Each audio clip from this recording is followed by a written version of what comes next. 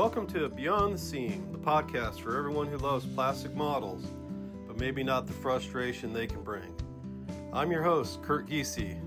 Today, we're cutting through the noise. There are hundreds of tools out there, but you only need 3 essential items to conquer 90% of model kit problems and actually enjoy the process. If you've ever quit because of bad seams or tiny parts, this podcast is for you. But first, a quick story about how I ended up here in the horrible seam-filled Mack truck, the kit that almost made me quit forever. You know, before we get to today's topic, I want to quickly tell you how I ended up here. You know, talking to a microphone about plastic toys. You know, my first real defeat wasn't my messy first plane build. It was the AMT Mac R-Model with the Coca-Cola details. I thought to myself, it's a truck, a classic, how hard can it be? Well, spoiler, it was hard. That kit, if you look at it, it's based on ancient tooling. Some of the cap pieces didn't fit. The 2 chrome fuel tank halves, you know, it had a canyon of a seam running right down the middle. And I spent more time trying to sand my way out of plastic gaps than actually building. I remember staring at the box art, and then I'd look back at my plastic Hulk. And I quit. I put it all back in the box and walked away. It convinced me that, you know, this hobby was only for superhumans. But, you know, my turning point, my return to the hobby was much later. I was standing in the model aisle at Hobby Lobby with a 40% off coupon. And I noticed that the shelves weren't filled with the same old tired stuff. I saw all these new AMT, Revell, box designs. They weren't just re-releases, they were new releases and new retools. The box art was vibrant, and I remember thinking, if they're releasing new kits, you know, maybe the quality has gotten better. I picked up a modern muscle car, brand new tooling, and I took a plunge. The parts actually did fit. You know, I didn't spend 3 hours trying to eliminate a seam on the cab.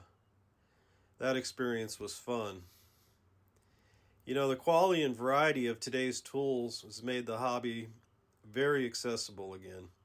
The key difference between my past, you know, the frustrations, and my current fun, you know, came down to 2 things. Better kits, which you can find everywhere, and better tools, which are the 3 things we're going to talk about today. This podcast is about giving you the tools to succeed.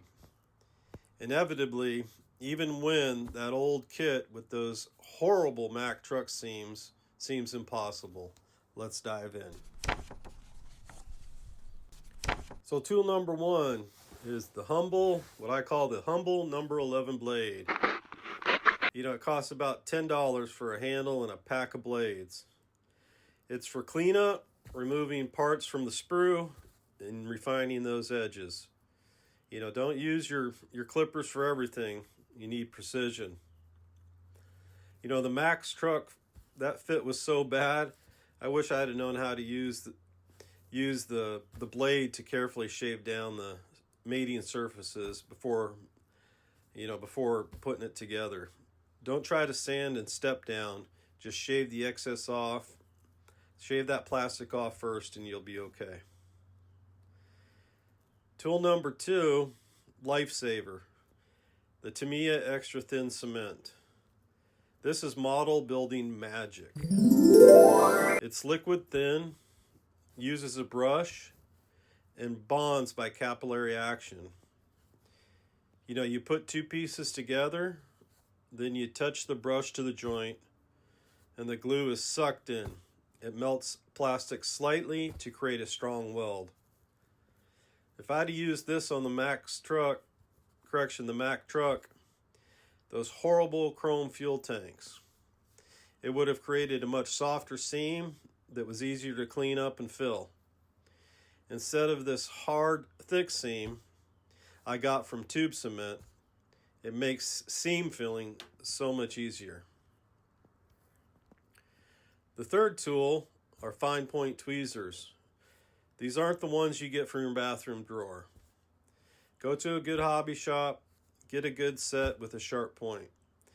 You need to try to handle tiny parts with precision, like decals, wiring, or even brake drums. This saves your sanity and prevents the inevitable carpet monster snap. It's essential for handling tiny parts like the mirrors and antennas on that big truck. Trying to use your fingers just leads to super gluing yourself to the model or launching the parts across the room. So there you have it. A number 11 hobby knife, Tamiya extra thin cement, and a good set of fine point tweezers. Get those 3 and you're ready to tackle almost any kit. In our next episode, we're going to dive into the most common beginner mistake: paint. We're going to start out, what's the difference between enamel, acrylic, and lacquer, and which one is actually the best to start with? We'll break it all down. Thanks for joining me on Beyond the Seam. If you like this episode, please subscribe and leave a review. Send us a message. What was that kit that almost made you quit the hobby?